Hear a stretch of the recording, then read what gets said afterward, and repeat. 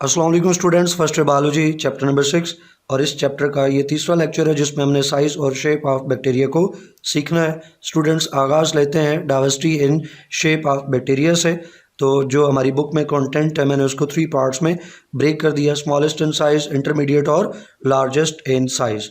तो साइज में smallest in size से आगाज़ ले रहे हैं स्टूडेंट्स। तो जो स्मॉलेस्ट नोन बैक्टीरिया हैं वो बैक्टीरिया का एक ग्रुप है माइकोप्लाज्मा, जिसके मेंबर्स माइकोप्लाज्मास कहलाते हैं। तो माइकोप्लाज्मा के जो मेंबर माइकोप्लाज्मास हैं ये स्टूडेंट्स स्मॉलेस्ट नोन बैक्टीरिया हैं। आमतौर पे ये एनिमल्स को इन्फेक्ट करते हैं, स्फेरिकल इन शेप्ड हैं और जो इनका अप्रोक्सीमेट साइज़ है वो 0.1 से लेके 0.2 माइक्रोमीटर तक। नंबर को आप MCQs के लिए याद रखेंगे। आगे स्टूडेंट्स इंटरमीडिएट इन साइज, तो हमारी बुक में जो एग्जांपल दी गई है उसी को मैंने यहाँ पे इंक्लूड किया बच्चे। स्टूडेंट्स जो एग्जांपल है वो एशरिकिया कोलाई की है।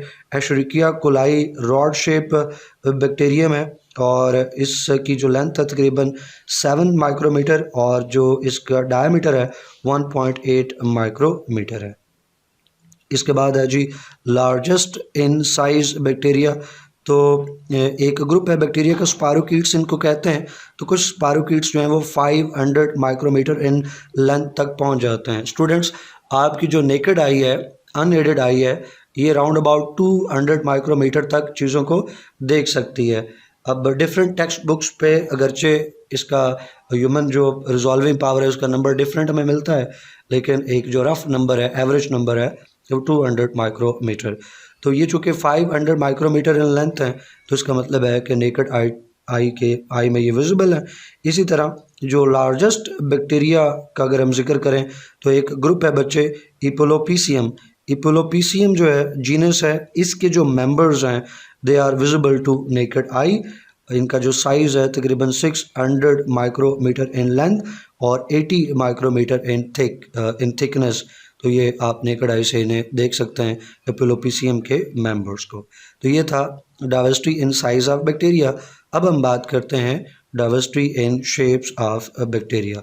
तो स्टूडेंट्स इस हवाले से हम बैक्टीरिया को 2 बड़ी कैटेगरीज में प्लेस करते हैं। वो बैक्टीरिया जिनकी रेगुलर शेप्स हैं और वो बैक्टीरिया जिनकी रेगुलर शेप्स नहीं है बल्कि चेंज होती रहती हैं, यानी प्लियोमॉर्फिक बैक्टीरिया। तो अगर रेगुलर शेप्स का जिक्र किया जाए तो 3 मेन शेप्स हैं जो रेगुलर में हैं।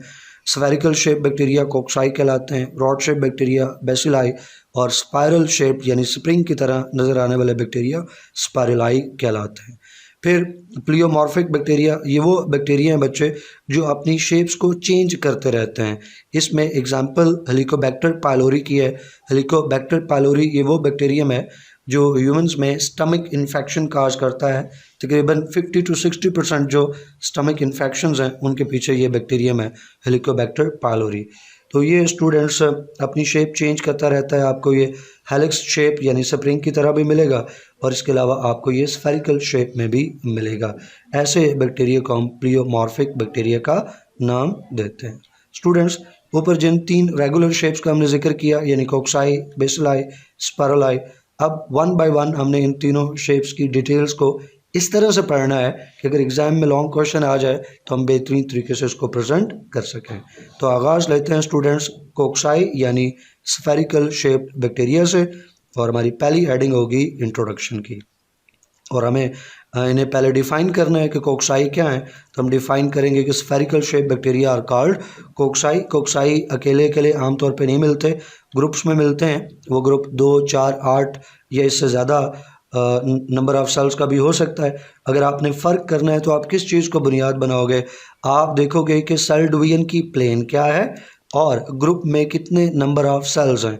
इन 2 फैक्टर को बुनियाद बनाकर आप जो कोक्साई है या बाकी भी जो बैक्टीरियल शेप्स हैं उनको सब कैटेगराइज कर सकते हो, उनको डिफरेंट टाइप्स में डिवाइड कर सकते हो। जैसे यहाँ पे टाइप्स ऑफ कोक्साई का हम जिक्र करेंगे।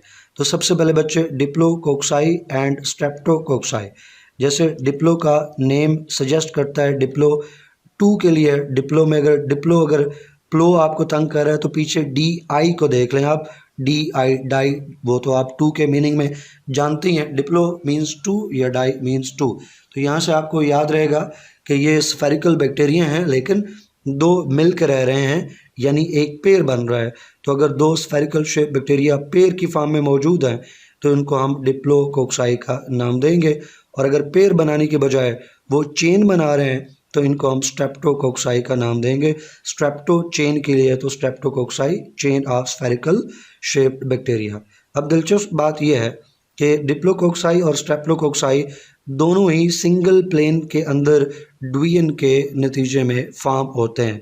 सिंगल प्लेन में डिवीजन का मतलब है कि किसी एक एक्सेस के ऊपर, जैसे एक्स एक्सेस में, यानी इसको यूं समझ लें, एक्स एक्सेस को छोड़ दें कि वर्टिकल डिवीजन हो रही है या हॉरिजॉन्टल डिवीजन हो रही है, या फिर वर्टिकल और हॉरिजॉन्टल दोनों जो है वो मौजूद हैं। पहली वर्टिकल है, दूसरी वर्टिकल है, तीसरी हॉरिजॉन्टल है। अभी हम ये पैटर्न देखेंगे। तो ये प्लेन्स ऑफ डिवीजन कहलाती हैं। तो ये स्टूडेंट्स जो डिप्लोकोक्साई और स्ट्रेप्टोकोक्साई दोनों ही सिंगल प्लेन के अंदर डिवीजन के नतीजे में बनते हैं, और सिंगल प्लेन जो है वो वर्टिकल प्लेन के अंदर जो है वो डिवीजन है। जैसे यहाँ पे आप साइड पे देख सकते हैं कि एक सेल उसमें वर्टिकल प्लेन के अंदर डिवीजन हुई है, तो उससे दो सेल्स बनेंगे, एक पेयर बनेगा डिप्लोकोक्साई। अगर ये पेयर अलग हो जाए तो डिप्लोकोक्साई, लेकिन अगर ये पेयर्स इकट्ठे रहें और उनके अंदर सिंगल वर्टिकल प्लेन में ये डिवीजन चलती रहे तो chain of spherical shape bacteria बन जाएगी, जिसको हम स्ट्रेप्टोकोक्साई का नाम देंगे। नेक्स्ट है जी बच्चे, जो टाइप है वो टेट्रेड। टेट्रेड टेट्रा से, टेट्रा मींस 4। तो ऊपर सिंगल प्लेन की डिवीजन, अब टू प्लेन्स का जिक्र होगा। तरतीब से है ना, चूँकि तो चीज़ें आपके लिए याद रखना आसान होंगी कि पहले सिंगल प्लेन, फिर टू प्लेन्स में, फिर थ्री प्लेन्स में डिवीजन की बात करेंगे। तो सिंगल प्लेन में बात होगी। अब टू प्लेन्स के अंदर अगर डिवीजन हो रही है, दोनों वर्टिकल हो सकती हैं, दोनों हॉरिजॉन्टल हो सकती हैं। आमतौर पर दोनों वर्टिकल प्लेन के अंदर, जो दो प्लेन्स के अंदर डिवीजन है तो दोनों वर्टिकल डिवीजन्स होती हैं। बहरहाल दो प्लेन के अंदर अगर बच्चे डिवीजन होती है तो स्क्वायर बनेगा 4 सेल्स का। तो ये 4 सेल का जो स्क्वायर है इसको हम टेट्रेड का नाम देंगे, जैसे कि यहाँ आप साइड पे डायग्राम में देख सकते हैं। अब जो डिवीजन है उनको भी ज़रा देख लें। यहाँ इस केस में टेट्रेड बनाने के लिए दोनों डिवीजन्स ही वर्टिकल डिवीजन्स हैं, लेकिन फ़र्क है थोड़ा सा कि पहली जो वर्टिकल डिवीजन है उसके मुकाबले में जो दूसरी वर्टिकल डिवीजन आ रही है वो पहली के साथ 90 डिग्री का एंगल बना रही है। तो इस तरह से ये दोनों वर्टिकल डिवीजन अगर हों तो फिर स्क्वायर ऑफ 4 सेल्स बनेगा, जिसको हम टेट्रेड का नाम देते हैं। तो टेट्रेड के बाद है बच्चे सार्सिनाई। अब ये सबसे अहम है एग्ज़ाम के पॉइंट ऑफ व्यू से, स्पेशली एमसीक्यूज़ में। क्यों कि डिप्लो, स्ट्रेप्टो और टेट्रेड, ये तो नाम से ही इनके मीनिंग्स पता चल जाते हैं, आइडिया हो जाता है। सार्सिनाई अलबत्ता आपको लिंक करना पड़ेगा कि ये ग्रुप ऑफ 8 सेल्स है क्यूब की शेप में। पहली डिवीजन सिंगल डिवीजन थी, फिर दो प्लेन में डिवीजन का जिक्र किया। अब तीसरी हेडिंग में हम बात कर रहे हैं तो 3 प्लेन के अंदर बच्चे सेल डिवीजन अगर होगी और उसके नतीजे में क्यूबिकल अरेंजमेंट यानी क्यूब की शेप में ये 8 सेल्स अरेंज होंगे तो इस ग्रुप को हम सार्सिनाई का नाम देंगे। जैसे कि यहाँ पे आप बच्चे देख सकते हैं कि ये सार्सिनाई ग्रुप ऑफ 8 सेल्स जो कि क्यूबिकल शेप के अंदर जो है वो मौजूद। अब आगे आप स्टूडेंट्स बात देखो तो यहाँ पे डिवीजन को ज़रा गौर से देख लो। पहली डिवीजन जो वर्टिकल, दूसरी डिवीजन भी वर्टिकल, लेकिन जो दूसरी वर्टिकल डिवीजन है फर्स्ट के परपेंडिकुलर है। आगे देखें, तीसरी जो डिवीजन है वो वर्टिकल होने के बजाय वो हॉरिजॉन्टल है, लेकिन पहली दोनों के वो परपेंडिकुलर है, 90 डिग्री है। बट तीसरी डिवीजन जो हॉरिजॉन्टल डिवीजन है, पहली दोनों डिवीजन के परपेंडिकुलर है, यानी पहली दोनों डिवीजन के साथ 90 डिग्री का एंगल बना रही है। तो 3 प्लेन्स के अंदर डिवीजन, सिंगल प्लेन में, 2 प्लेन्स में, 3 प्लेन्स के अंदर। और अब जो चौथा हमारे पास ऑप्शन है वो कि कोई स्पेसिफिक प्लेन नहीं बल्कि इर्रेगुलर फैशन में, इर्रेगुलर अंदाज से अगर बैक्टीरियल सेल जो है वो डिवाइड हो तो फिर इर्रेगुलरली सेल्स जो हैं वो बहुत सारे अरेंज हो जाएंगे, जैसे कि बंच ऑफ ग्रेप्स है। और इस अरेंजमेंट को हम स्टेफिलोकोक्साई का नाम देंगे, जैसे कि यहाँ पे आप बच्चे देख सकते हैं। इस अरेंजमेंट में स्टेफिलोकोक्साई यानी इर्रेगुलर ग्रुप बना हुआ है सेल्स का, जो कि स्फेरिकल शेप्ड सेल्स हैं। ये था किस्सा स्टूडेंट्स इनकी टाइप्स का। अब कुछ हम एग्जांपल्स देख लेते हैं। तो 2 एग्जांपल का जिक्र कर लेते हैं हम बच्चे। एक स्ट्रेप्टोकोकस निमोनियाई जो कि नमूनिया काज करता है, और फिर नेसीरिया मेनिंजिटिडिस, जो नसीरिया मेनिंजिटिडिस है, ये स्टूडेंट्स जो 3 लेयर्स हैं, मेनिंजेस हैं ब्रेन के अराउंड, स्पाइनल कॉर्ड के अराउंड, जो 3 कवरिंग्स हैं, जो 3 लेयर्स हैं जिनको मेनिंजेस कहते हैं, उनका इन्फेक्शन काज करते हैं, वहाँ इन्फ्लेमेशन काज करता है नसीरिया मेनिंजिटिडिस। बात आगे बढ़ाते हैं और अब हम जिक्र करते हैं रॉड शेप बैक्टीरिया यानी बेसिलाई का। उसी तरह यहाँ पे भी हमारी पहली हेडिंग इंट्रोडक्शन की होगी और हम डिफाइन कर देंगे कि जो स्ट्रेट शेप बैक्टीरिया हैं या जो रॉड शेप बैक्टीरिया हैं, दे आर कॉल्ड बेसिलाई। दिलचस्प बात यह है कि ये सिर्फ वर्टिकल प्लेन के अंदर ही डिवाइड होते हैं, हॉरिजॉन्टल प्लेन में डिवाइड नहीं होते। इसलिए या तो आपको ये सिंगल मिलेंगे बैसिलस, सिंगल बैसिलस, या आपको पेयर्स ये बना के देंगे, या फिर चेन्स के अंदर एग्जिस्ट करेंगे।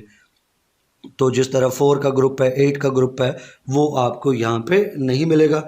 आपको पेयर मिलेंगे, चेन्स मिलेंगी, या फिर सिंगल बैसिलाई सेल्स आपको मिलेंगे। तो अगर इसको डिवाइड करें हम डिफरेंट टाइप्स में, तो सबसे पहले बच्चे डिप्लो बैसिलाई, डिप्लो 2 के लिए बैसिलाई रॉड शेप बैक्टीरिया, तो डिप्लो बैसिलाई मीन्स कि रॉड शेप बैक्टीरिया हैं और पेयर की फॉर्म में मौजूद है। जैसे कि आप पार्ट यहाँ पे बी में देख सकते हो डिप्लो बेसिलाई। अगर ऊपर ए को देखें तो वो तो सिंगल बैसिलस है, लेकिन नीचे पेयर अगर बन गया तो डिप्लो बेसिलाई कहलाएगा।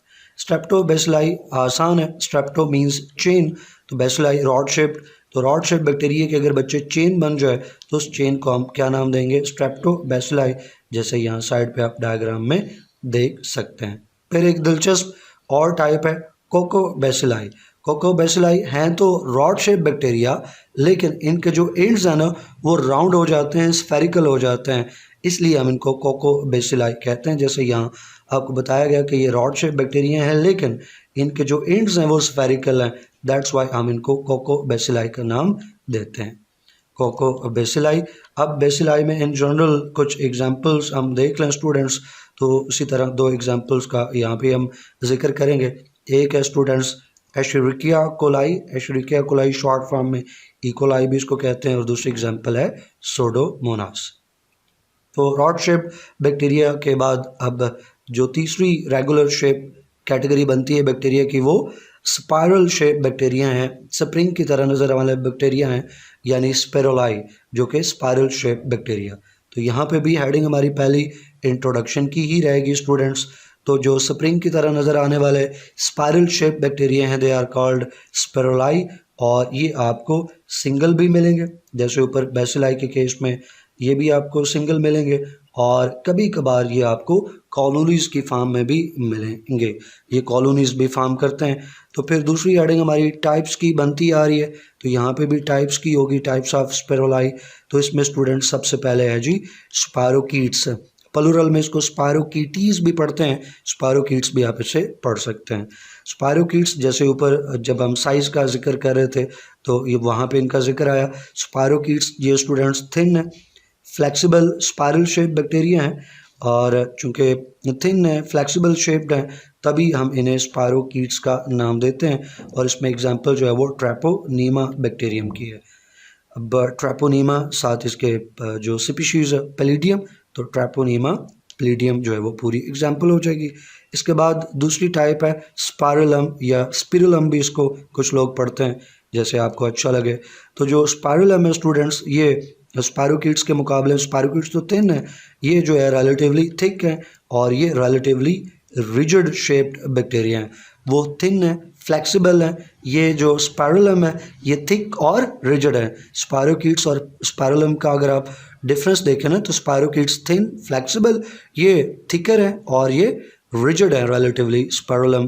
तो हम इनकी एग्जांपल में देख लेते हैं। एग्जांपल है बच्चे स्पाइरलम माइनस, या स्पाइरलम मिनस भी कुछ लोग इसको पढ़ते हैं, लेकिन आप इसे स्पाइरलम माइनस भी कह सकते हैं। तो ये है बच्चे स्पाइरलम की एग्जांपल।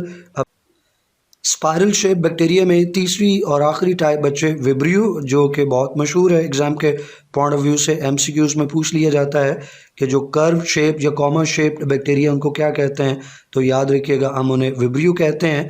और ये ना तो प्रॉपर रॉड शेप है और ना ही प्रॉपर ये स्प्रिंग की तरह स्पाइरल है, उनकी इंटरमीडिएट शेप है जिसको हम विब्रियो कहते हैं, कर्व या कॉमा की तरह स्टूडेंट्स।